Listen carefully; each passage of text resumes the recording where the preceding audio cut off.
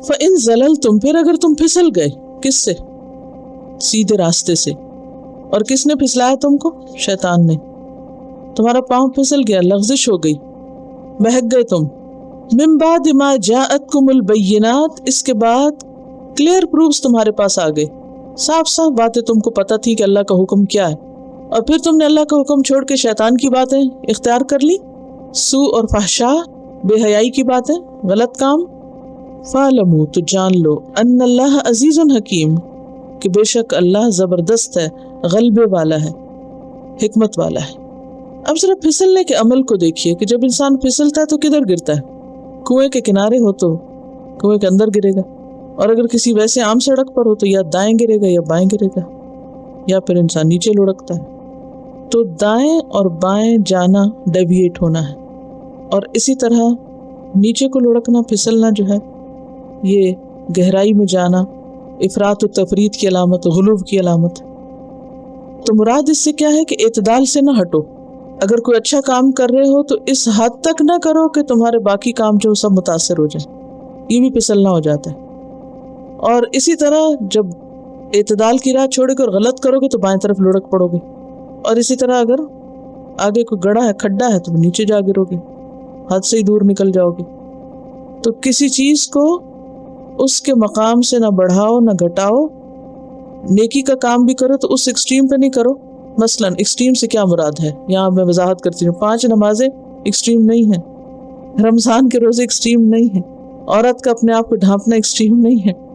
یہ تو فرائض میں سے چیزیں. ایکسٹریم کیا ہے؟ مثلا یہ کہ آپ ساری رات نماز پڑھیں اور ہر روز روزہ رکھ لیں اور کوئی آرام نہ کریں، یا بیوی بچوں کو چھوڑ کے جنگلوں میں نکل جائیں. یعنی ایکسٹریم سے مراد مثلا یہ کہ آپ کہیں کہ جی مجھے قرآن حفظ کرنے کا شوق ہے تو میں نمازیں جب شروع کروں گی جب مجھے سارا قرآن حفظ ہو جائے گا. اب آپ کیا کر رہے ہیں؟ بظاہر تو نیکی کا کام کریں لیکن اتنا بڑا فرض چھوڑ رہے ہیں. تو یہ سب کیا ہے؟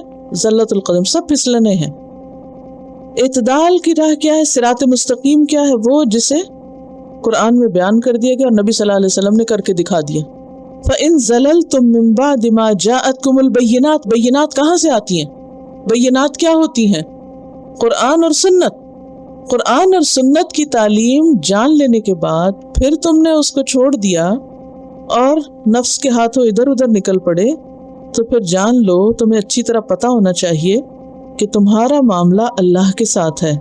فَاعْلَمُوا، تو جان لو، ان اللہ عزیز حکیم، کہ بے شک اللہ زبردست ہے، غلبے والا ہے، حکمت والا ہے. جو کسی کو سزا دینا چاہے تو اسے کوئی روک نہیں سکتا، انتقام سے کوئی روک نہیں سکتا، کوئی اس پہ غالب نہیں آ سکتا. اور حکیم حکمت والا بھی ہے کہ وہ اپنے کام اس طریقے سے کرتا ہے کہ انسان کی عقل دنگ رہ جاتی.